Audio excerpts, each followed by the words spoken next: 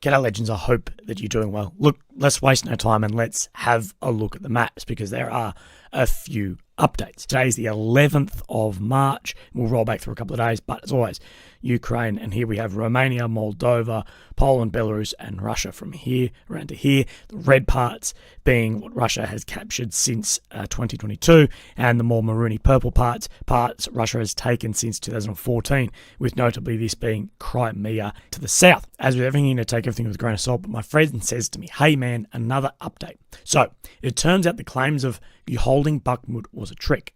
Currently, the Ukrainian Armed Forces guns are up, and along with the 77th and my team, the Russian forces advanced and has stalled. But the Ukrainian Armed Forces have been getting smashed. The Russian forces have also destroyed the MiG statue in Bakhmut, which is now under Ukrainian Armed Forces fire control, being from artillery pieces. As a result of the evacuation, the Ukrainians have been able to build up around 50,000 reserves, as they have taken fewer casualties. Unfortunately, it looks like we might all be thrown into a huge operational counteroffensive from the northwest and southwest. If this is true, then we are fucked.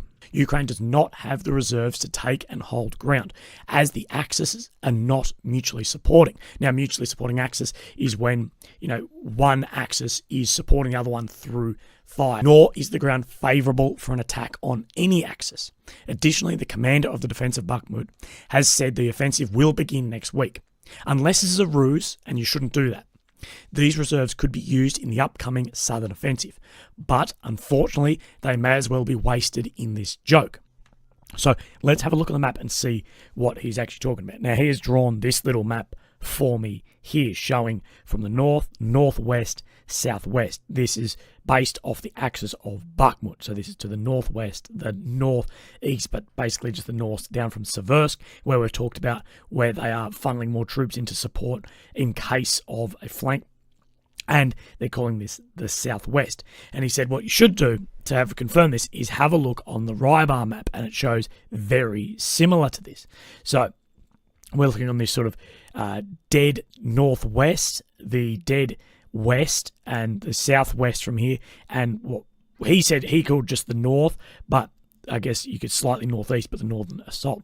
And he said it is very, very similar. As he says, his concern is that these are not mutually supporting each other. And he sent me this as well, showing which way the Russians are pushing. So this reservoir here is reflected by this one here. This, of course, is the live UAM map, but he says they're going in this direction in an attempt to push forward and cut off Chasiv Yar eventually with their artillery as well. The Russian forces are attempting to isolate Chasiv Yar with artillery as Ukrainian Armed Forces counterattack by the 77th and the Ukrainian Foreign Legion troops prevented a breakthrough in the north.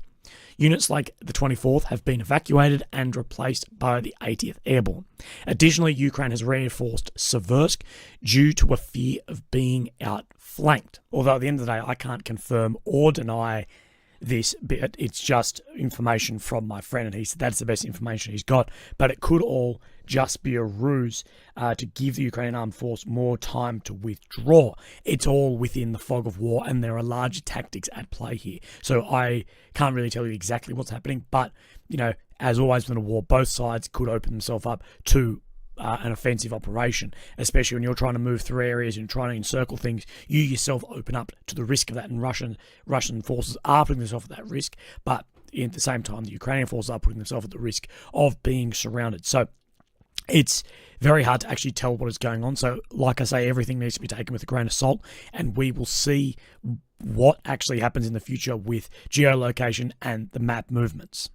If we see over the past 48 hours, there has been some movement to the northwest here along this road, and you can see here now that's minor movement, but you never know with these flanking maneuvers. But let's also have a look at what has been happening in the past 48 hours. So one of the big ones we see over the past 24 hours, 48 in Bakhmut from the 9th to the 11th, remember my map didn't update yesterday, was that Russia has pushed right up to the Bakhmut River right here. So move through these blocks, and I guess we can assume that now there is no Ukrainian forces on the east side of this river. Now the ISW map has shown this now for a number of days, that the Russian force has been confirmed on this river, but the deep state has updated there, as well as reports of some I would say major movements. Some people say they're not minor, but I would say fairly major because they've managed to get this small town village in here as well of Russian movements to the northwest of Bakhmut heading west. So as you can see, from the 10th to the 11th, from 9th to the 10th and then the 11th, there has been some level of movement as well on the southwest. Russia has had small gain across this road here. But otherwise, over the past 24 to 48 hours, we haven't really seen any other major territorial gains or losses, although there is heavy fighting, as always, all across the front line. Now, the Wagner boss Prigozhin on March 10th claims the Wagner Group currently operates recruitment centers in 42 Russian cities, recruiting Russians. But we also know that there are a number of Western soldiers who have joined Russia's Wagner Group through some back streams. And in an upcoming video, I will talk about some information that I may have fallen upon about joining Wagner and crossing borders illegally, so there's no evidence you've actually crossed into Russia and joined, and it's very interesting. But Prigozhin released this video talking about the ideology of Wagner. Артемовск мы возьмем, после этого мы начнем потихонечку перезагружаться, уменьшаться. Дальше мы перейдем в новую стадию, начнем набирать людей в различных регионах. Этих людей мы планируем набирать, и ЧВК «Вагнер» должна превратиться из просто частной, лучшей в мире, подчеркиваю, армии, которая способна оборонять государство, она превратится в армию с идеологией. И эта идеология, это как раз борьба за справедливость. It has been widely reported that there is tension between Vladimir Putin and Prigozhin, and Kremlin fears of a leadership coup.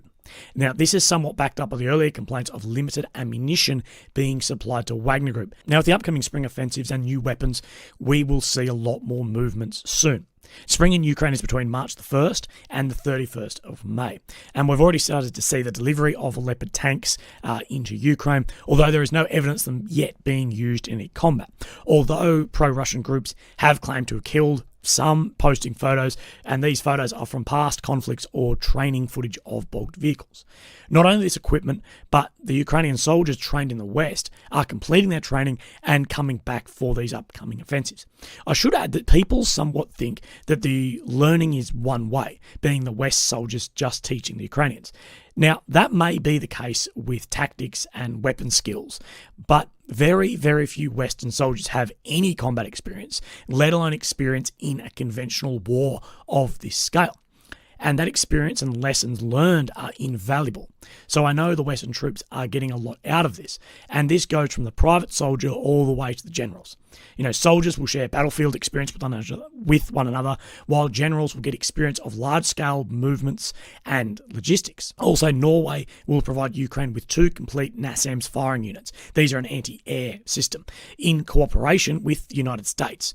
These come in addition to the 2 firing units provided by the US last fall. These will significantly improve Ukraine's ability to protect its cities and critical infrastructure from Russian missile attacks. Norway will also train Ukrainian personnel in the maintenance and operation of their systems, although a growing issue universally is cheap drones, and especially cheap drones versus these systems.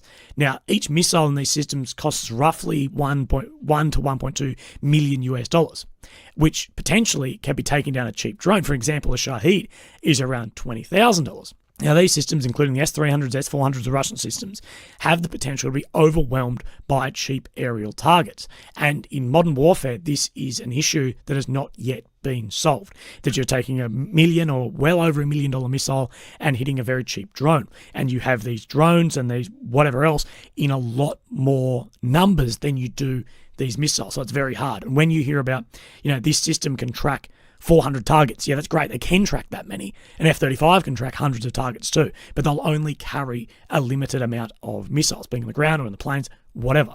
At the end of the day, you're limited by the number of actual missiles. And when you're talking $20,000 drones, they can be overwhelmed. And we don't have a solution to this yet. When I was in Afghanistan against cheap drones, there was Remington shotguns. But that's it for today, guys. I hope you have a wonderful day. Look after yourselves. Okay, bye-bye.